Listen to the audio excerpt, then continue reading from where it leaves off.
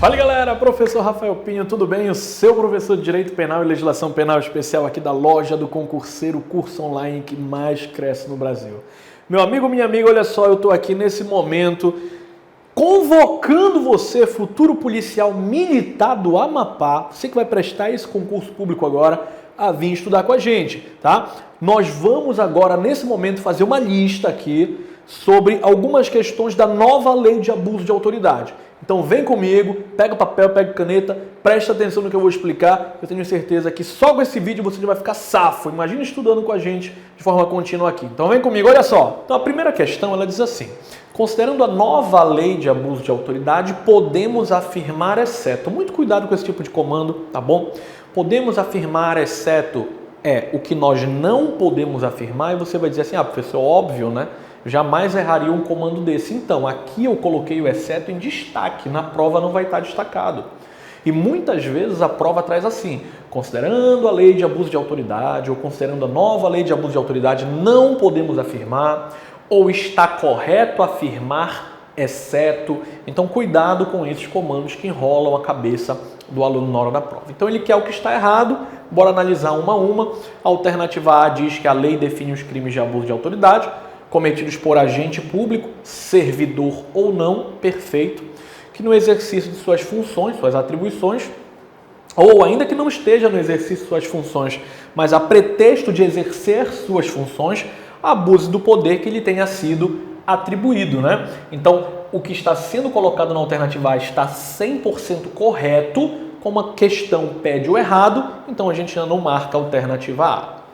A B diz que as condutas descritas nessa lei, na nova lei de abuso de autoridade, constituem crime de abuso de autoridade quando praticadas pelo agente, né, pelo servidor público, pelo agente público, com a finalidade específica de prejudicar outra pessoa ou de beneficiar a si próprio ou um terceiro, ou ainda por mero capricho dele ou satisfação pessoal. Perfeito também, está correto, pelo que não é a alternativa que nós vamos marcar. A C diz que considera-se agente público para os efeitos dessa lei todo aquele que exerce ainda que, olha só, ainda que transitoriamente. Não vamos confundir transitoriamente com temporariamente, ok? Temporariamente, eu posso estar me referindo ao servidor público temporário. Transitoriamente, eu estou me referindo àquele que não é o temporário. Aquele que, por exemplo, está ali numa manhã apenas funcionando como jurado no tribunal do júri, ou de repente funcionou ali o dia inteiro como mesário, o dia seguinte ele já não vai mais desempenhar a função. Então, anota aí, tá? Não confunde transitório com temporário, tá certo? Ou sem remuneração, sim, o agente público também, para os efeitos dessa lei, é aquele que não vai receber nada pelo serviço que está prestando. A exemplo, jurado, o mesário, tá bom? O estagiário de órgãos públicos, inclusive para fins criminais, se equipara aqui também a agente público, tá bom? Por eleição, nomeação, designação, contratação, qualquer outra forma de investidura ou vínculo, mandato, cargo, emprego, função em órgão ou entidade, perfeito também, pelo que não é o nosso gabarito. A C diz que os crimes previstos nessa lei são de ação, bora sinalizar isso aqui, ação penal pública condicionada. Meu queridão, minha queridona, preste bem atenção. Não vamos confundir ação penal pública com ação penal privada. Primeiro ponto é esse. Segundo ponto, não confunda ação penal pública condicionada à representação com ação penal pública incondicionada, que é aquela que, tecnicamente falando, não precisa da representação do indivíduo, tá? Do ofendido, da vítima. Qualquer um, Ministério Público, delegado, tá? A própria pessoa, a própria vítima pode ir lá e dar início à tramitação processual, tá? Ao caminhar, ao desenrolar processual, tá certo? Então veja, dizer que os crimes contidos na nova lei de abuso de autoridade são tidos como de ação penal pública condicionada está equivocado, ok? Porque não depende do querer, da vontade da vítima em haver um processo penal. Veja, por exemplo, imagina que eu, Rafael, fui vítima de um crime de abuso de autoridade praticado, sei lá, por um policial. Um exemplo, tá bom? Nesse caso, imagina, se eu disser que é ação penal pública condicionada, eu estou querendo dizer que eu só vou poder ter um processo se eu, Rafael, resolver de fato ir lá e denunciar aquele policial que me fez de vítima praticando abuso de autoridade contra a minha pessoa. Quando eu digo que, em contrário do que está posicionado aqui na alternativa D, que inclusive nós já sabemos que é o gabarito, tá? Eu estou diante de uma ação penal pública incondicionada, que é o correto, eu estou querendo dizer que qualquer delegado, autoridade policial, ou qualquer Ministério Público, autoridade do Judiciário, não que faça parte, mas a estrutura ali de dentro do Judiciário, Ministério Público, pode, independentemente do meu querer, ao tomar conhecimento do ocorrido, dar início a todo aquele desenrolar processual, tá bom? Então, nosso gabarito alternativa D, os crimes são de ação penal pública condicionada? Não, os crimes são de ação penal pública incondicionada, ok? E, consequentemente, a nossa alternativa E está corretinha também. Ele fala da ação penal privada subsidiária, tá? E quando se fala de ação penal privada subsidiária, o que eu preciso entender? Veja só, o Ministério Público tem um prazo. Eu não vou entrar no mérito desses prazos agora, porque já é mais para uma aula de direito penal, de ação penal, ou processo penal, quando se fala de ação penal. Mas só para a gente ser bem objetivo aqui e fiel ao que nós estamos estudando, que é a nova lei de abuso de autoridade. Só para você entender, de forma bem rasteira, tá? O Ministério Público, ele tem um prazo para poder oferecer denúncia ao Poder Judiciário. Se o Ministério Público não oferece denúncia dentro desse prazo lá para o juiz, lá para o Poder Judiciário, a vítima ou quem está representando a vítima pode contratar um advogado particular e entrar com uma ação penal privada no lugar do Ministério Público. Ou entenda, uma ação penal privada dada a inércia, dado o não agir, o não fazer do Ministério Público dentro daquele prazo legal. E é isso que eu preciso que você entenda. Veja, nesse caso, eu não falo da ação penal privada. Quando o Ministério Público deixa de agir nesse prazo legal e não oferece a denúncia, eu estou diante da chamada ação penal privada subsidiária da pública. E todo o resto que ele coloca aqui pra gente está correto. Ok? Bora à frente? Olha só. Segunda questão diz assim. Com relação aos efeitos da condenação, regulamentados pela 13869 de 2019, que é a nossa nova lei de abuso de autoridade, podemos afirmar, novamente aqui, ó, que não faz parte. Então, o que está errado de acordo com as disposições que tratam do efeito de condenação? A alternativa A diz assim: torna certa a obrigação de indenizar o dano causado pelo crime, devendo o juiz a requerimento do ofendido, fixar na sentença o valor mínimo para a reparação dos danos causados pela infração, considerando os prejuízos por ele sofridos. Isso é um efeito da condenação? Sim, isso é um efeito da condenação. Tá? Veja que ele quer o que está errado, então nós não vamos marcar A porque A está correta. A B fala da inabilitação para o exercício do cargo, mandato ou função pública pelo período de 1 a 5 anos. A C fala da perda do cargo, do mandato ou da função pública, que são coisas diferentes, e ambas estão corretas também. A alternativa D fala da inabilitação para o exercício do cargo, mandato ou função pública pelo prazo, ou melhor, pelo dobro do prazo da pena aplicada. Veja, se eu voltar aqui rapidinho, preste atenção, ó. Inabilitação para o exercício do cargo, mandato ou função, tá? Se eu voltar, veja que aqui na alternativa B ele fala também de inabilitação para o exercício do cargo, mandato ou função. Só que quando eu me referi na prova acerca dessa inabilitação para o exercício do cargo, mandato ou função, veja que o correto é pelo período de 1 a 5 anos.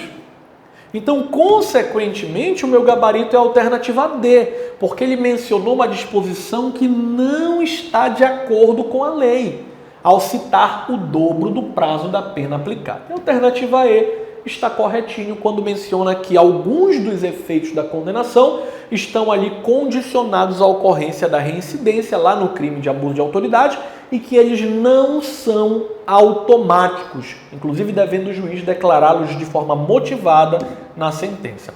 A nossa fundamentação da questão está prevista no artigo 4º da nova lei de abuso de autoridade, que menciona os efeitos da condenação.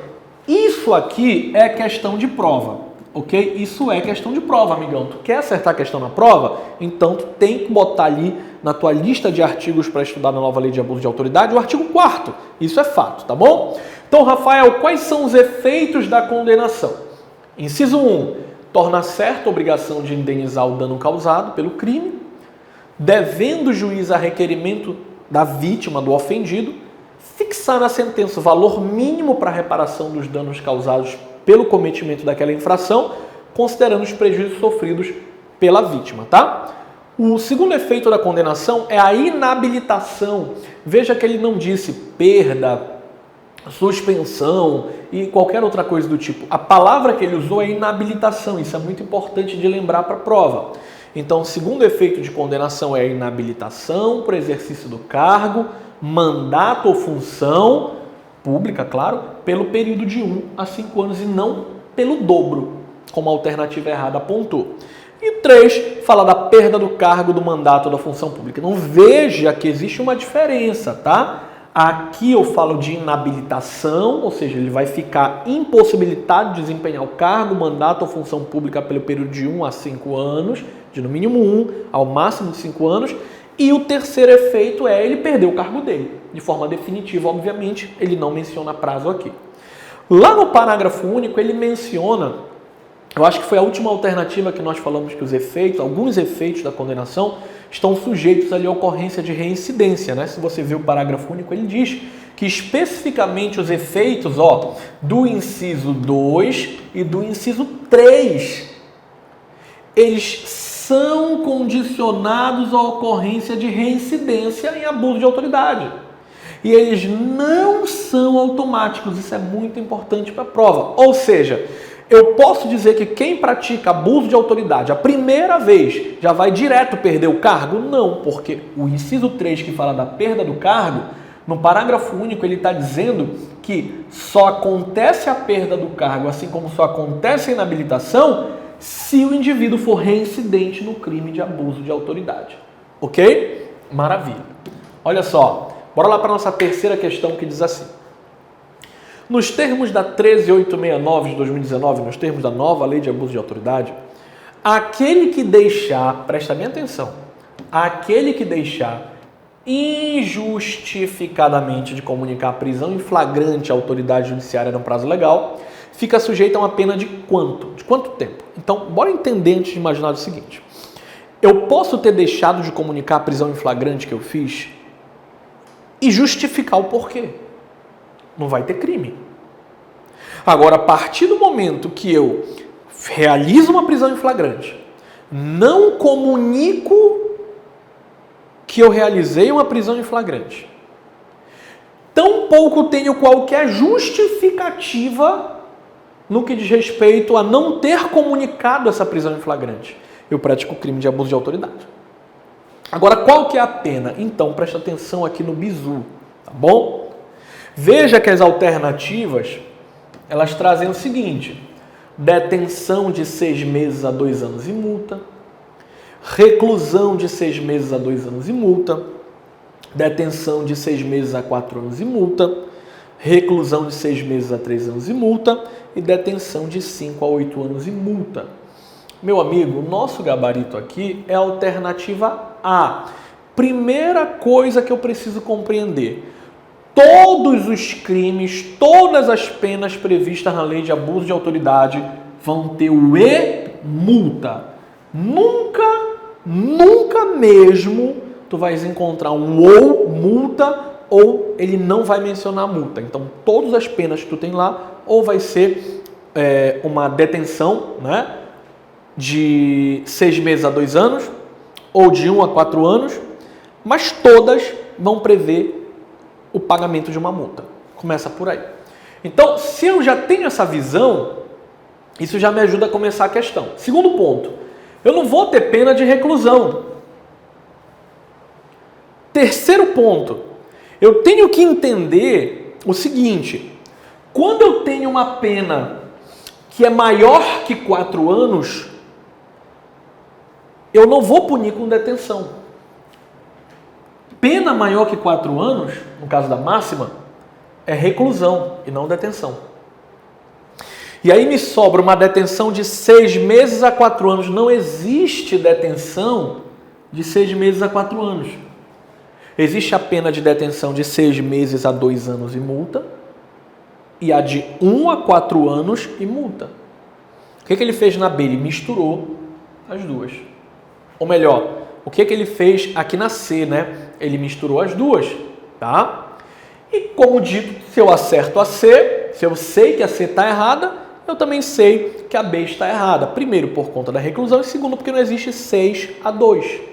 Não existe 5 a 8, não existe 6 a 3. A pena é apenas 6 a 2. Então tá aqui. Artigo 12 fundamenta a questão. Detenção de 6 meses a 2 anos e multa. Perfeito. Então olha só. Esse concurso, cargo de soldado, tá? A banca já foi contratada, é a nossa FCC. Escolaridade nível médio completo, tá bom? Idade de 18 a 30 anos. Temos ali uma previsão ao todo de 600 vagas. O nosso edital ainda está ali na iminência de ser publicado, tá? Corre lá, não fica fora. Outro ponto. Eu quero agora te convidar, tá? Depois de todo esse estudo, você está vendo como que funciona a sistemática dessa nossa aula. Eu quero te convidar, tá? Para o nosso curso online. Eu sei que você vai se preparar aí para PM, tá? Venha se preparar com o nosso curso pré-edital, o curso Tropa Imbatível. Veja, no nosso curso Tropa Imbatível você vai ter acesso a videoaulas de teorias e exercícios, você vai ter direito ali a 2 simulados, além de todo o material preparado ali pela equipe em PDF e o acesso por 180 dias para ali dar uma intensificada no seu estudo, com certeza já atualizado pelo novo edital. Professor, poxa, quanto que vai me sair? É gratuito? Então, você vai lá no site da Loja do Concurseiro, www.lojadoconcurseiro.com.br, e você vai fazer um investimento simbólico ali de R$ 295. Professor, simbólico R$ 295?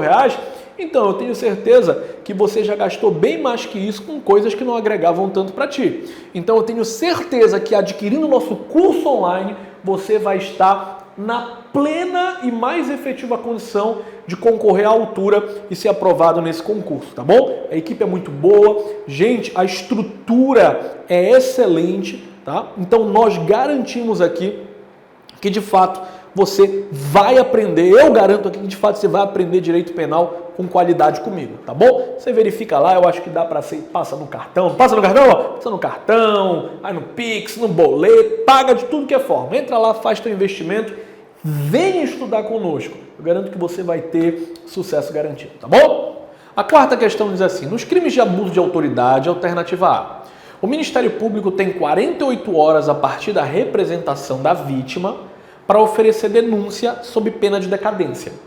B. A não representação da vítima acarreta a decadência. C. Ao Ministério Público não será admitido requerer o arquivamento do processo.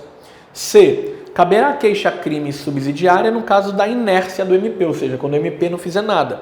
E E. Cabe queixa-crime subsidiária no prazo de 180 dias a contar da inércia do Ministério Público. Já expliquei essa questão anteriormente, tá bom? O nosso gabarito aqui está na alternativa D, que fala sobre a ação penal privada subsidiária. Veja, quando vai caber queixa-crime subsidiária? Quando você se deparar com essa palavra aqui, ó, queixa, opa, não ficou bacana, bora colocar de outra cor. Quando você se deparar com essa palavra aqui, ó, ajuda, bora. Queixa é ação penal privada. Então, do que ele está falando? Ele está falando de ação penal privada subsidiária da pública. Quando que eu entro com uma ação penal privada subsidiária da pública? Acho que a gente falou isso na primeira questão. Quando o Ministério Público for o quê? Inerte, quando ele não fizer nada, ok? Eu não posso falar aqui desse prazo de 48 horas a partir da representação da vítima para oferecer denúncia. Isso não existe, não tem essa previsão na lei, tá? Eu não posso falar que a não representação da vítima acarreta decadência porque eu estou diante de ações penais públicas incondicionadas dentro da nova lei de abuso de autoridade. A C está dizendo que o MP não pode requerer arquivamento do processo. Isso daí, de acordo com a nova lei de abuso de autoridade, traz uma certa controvérsia para a questão, então eu considero como errado, ainda mais porque eu tenho uma questão mais correta que ela, e aí fala que cabe queixa subsidiária no prazo de 180 dias a contar da inércia do Ministério Público. Esse prazo ele está equivocado, ok? Eu preciso observar lá dentro do Código de Processo Penal quais são os prazos estabelecidos no caso de réu preso e de réu solto para que o Ministério Público ofereça a denúncia. Nenhum deles trata do prazo de 180 dias, ok? Bora lá para a quinta questão, que diz assim: a respeito do procedimento previsto para os crimes de abuso de autoridade, alternativa A nova lei apresenta um procedimento especial para os crimes previstos nela. B, a nova lei apresenta um procedimento sumário comum, né? Do rotineiro para os crimes previstos nela. C, a nova lei apresenta um procedimento sumaríssimo, né? Mais rápido que o sumário. Normalmente o procedimento da Lei 9.099 de 95, que é a Lei do Juizado Especial Criminal, para os crimes previstos nela. E D, a nova lei não apresenta um procedimento especial para os crimes nela previstos, apenas indicando a aplicação natural do Código de Processo Penal e da Lei 9.099 naquilo que couber. Esse é o nosso gabarito. O que eu tenho que entender? A nova lei de abuso de autoridade ela não dispõe sobre um procedimento especial no que diz respeito ao processamento do crime de abuso de autoridade. Professor, como assim procedimento especial? Por exemplo, o homem agrediu a esposa. Poxa, tu tens ali um procedimento para processar essa situação no judiciário previsto numa lei específica que é a Lei Maria da Penha. Lá tu tens um procedimento especial. Como que eu vou processar esse homem? O que vai acontecer? Admite transação penal? Não admite transação penal? Lá é dito tudo isso. Quando tu pega a nova lei de abuso de autoridade, ele não fala desse processamento. Então a nova lei, ela não apresenta um procedimento especial. Não tem ali algo específico para processar os crimes de abuso de autoridade. Ela apenas indica a aplicação natural do Código de Processo Penal e da Lei 9.099 naquilo que couber.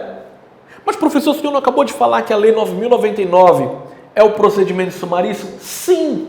Só que se você se recordar da questão anterior que eu mencionei para você, que nós só temos 2 penas dentro da Lei de Abuso de Autoridade, que é aquela que vai de 6 meses a 2 anos e aquela que vai de 1 ano a 4 anos, você vai observar que todos os crimes de menor potencial ofensivo... Professor, o que é um crime de menor potencial ofensivo?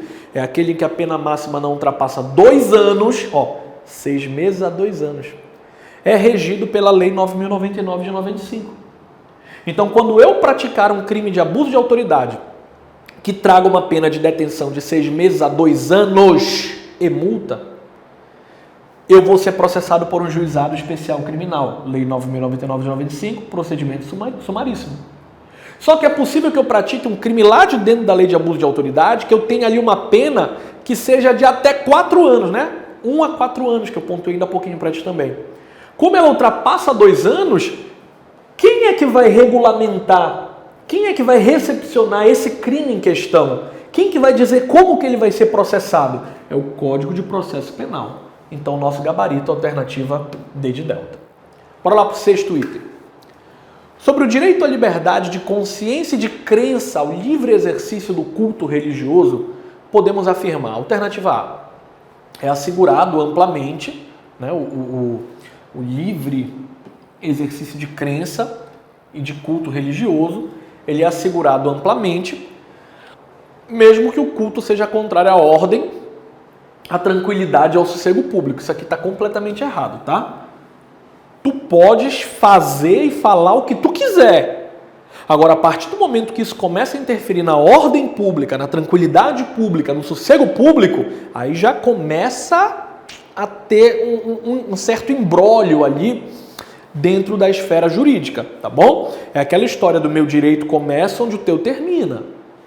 A B fala que constitui crime de abuso de autoridade a atuação do agente público para reprimir a prática religiosa pelo excesso de gritos, pois essas são formas de expressão do pensamento. Mesma coisa, o meu direito termina onde o teu começa. Poxa, imagina, você mora do lado de uma igreja e o indivíduo lá na igreja fica gritando nos cultos dele na calçada, manhã, tarde e noite, tu quer sentar para estudar. Então veja, o excesso de gritos dele, eu não posso considerar como uma forma de expressão de pensamento. Consequentemente, se eu chamar a polícia, o policial não pratica abuso de autoridade se mandar ele fazer silêncio. O policial não vai estar cerceando o direito dele de expressão de pensamento, mandando ele falar mais baixo. Por quê? Porque ele está incomodando as outras pessoas.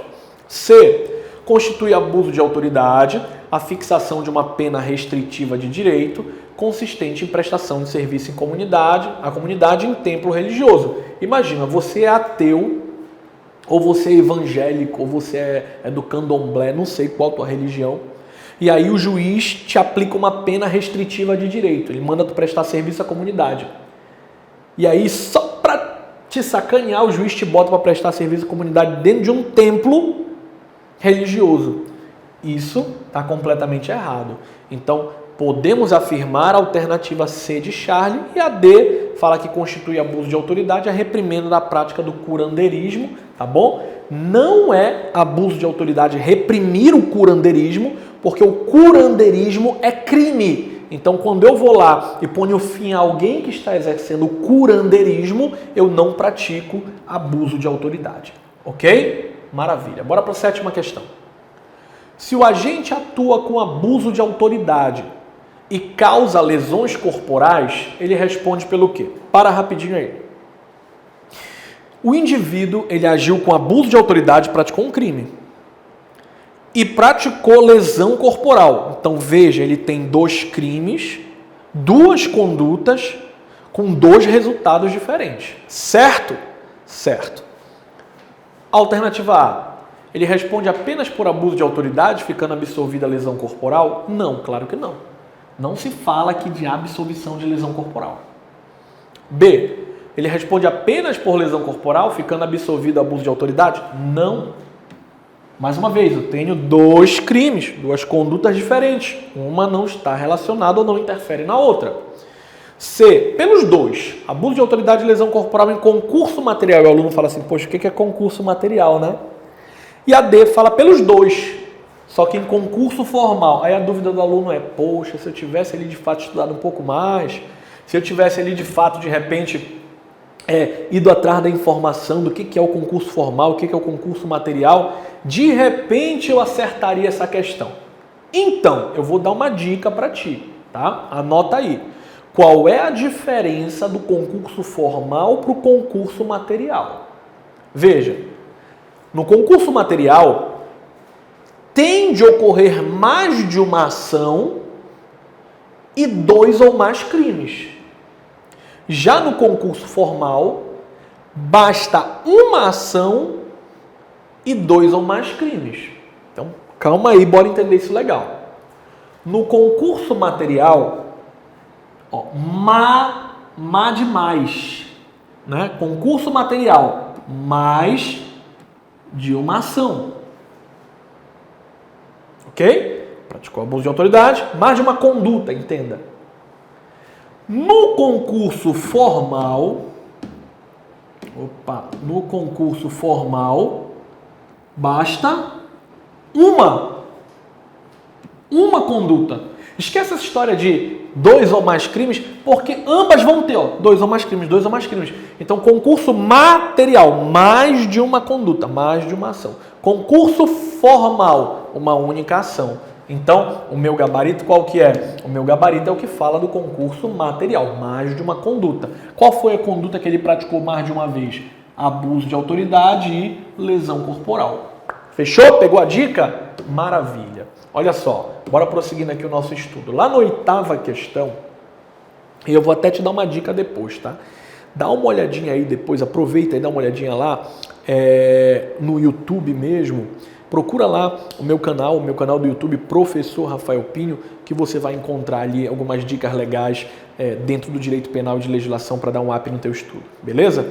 Olha só, a 8ª questão diz assim, considera-se abuso de autoridade a decretação do quê? Então, quando é decretada a prisão em flagrante de alguém, eu tenho abuso de autoridade? Não. Então, prisão em flagrante está errado. Prisão preventiva? Está errado. Prisão temporária? Está errado. Agora, prisão para averiguação, amigão, prisão para averiguação é inconstitucional. E isso já deve ter quase uns 15 anos. Então, considera-se abuso de autoridade a prisão para averiguação. Então vamos lá para a nona questão, já vamos finalizando aqui o nosso estudo de abuso de autoridade, chegando ali nos finalmente da nossa lista. Espero que você esteja entendendo tudo, gostando da aula. Veja, a nona questão diz: considerando a nova lei de abuso de autoridade, sobre os crimes e as penas do abuso de autoridade, assinale a alternativa que preencha a lacuna abaixo corretamente. Decretar a condução coercitiva de testemunho ou investigado manifestamente descabida ou sem prévia intimação de comparecimento ao juízo, terá pena de... Lembra da dica que eu dei das penas ainda há pouquinho? Veja, eu não tenho pena de 4 a 8. Eu não tenho pena de 4 a 7. Eu não tenho apenas pena de multa. Tá? Quais são as penas que eu vou ter dentro da lei de abuso de autoridade? Eu vou ter a pena de detenção de 1 a 4 anos e multa, que foi a que sobrou, e a outra que sobrou foi a D, ó, detenção de 1 a 4 anos apenas. Lembra que eu falei que todas têm e multa? Então o errado aqui é nesse apenas. O que sobra? Detenção de 1 a 4 anos e multa, gabarito A. Olha aí, onde que eu encontro o respaldo dessa questão? No artigo 10. Quem decreta a condução coercitiva de testemunho ou investigado de forma descabida ou sem prévia intimação e comparecimento ao juízo, pratica abuso de autoridade, pena de detenção de 1 a 4 anos e multa. Não esqueça disso, dessa realidade fática da nova lei de abuso de autoridade, jamais, tá bom? Eu tenho apenas 2 penas. Veja, eu tenho vários crimes dentro da nova lei de abuso de autoridade, várias condutas, mas eu tenho apenas 2 penas. Detenção de 6 meses a 2 anos e multa, detenção de 1 a 4 anos e multa. Isso vai te ajudar bastante na prova. 10ª questão diz assim: durante uma atividade na Assembleia Legislativa do Rio Grande do Sul, alguns manifestantes quebraram móveis e danificaram as instalações do prédio, além de agredirem algumas pessoas na sala de audiência pública. Os agentes da segurança do prédio contiveram aqueles agressores e os mantiveram sob sua guarda até as autoridades policiais comparecerem e adotarem as medidas legais correspondentes.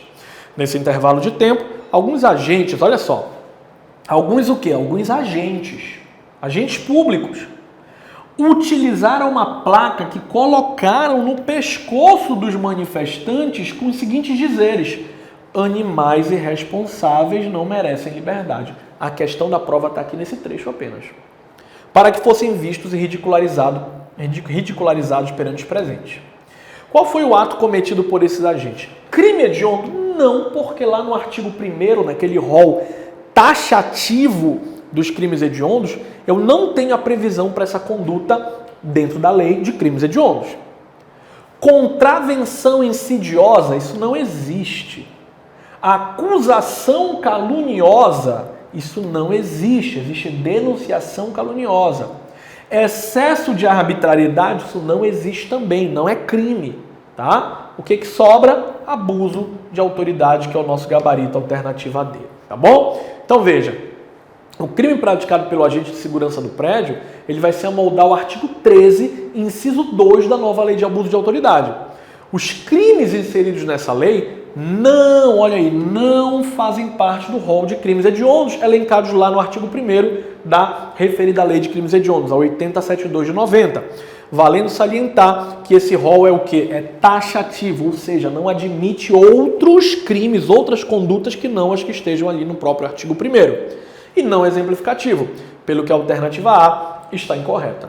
As demais alternativas não mencionam infrações penais corretamente, dado que não existe tipo penal com os nomes de contravenção insidiosa, acusação caluniosa e excesso de arbitrariedade. Beleza? Então é isso aí, a gente fica por aqui, deixa aí depois o teu like aí no vídeo, tá bom? Deixa aí o teu comentário, fala o que tu achou da questão. Eu espero que você se dê muito bem nessa matéria e no que precisar a gente e a equipe aqui da Loja do Concurseiro tá por aqui para fazer você garantir o seu sucesso. Fechou? Muito obrigado. Até a próxima. Tchau, tchau.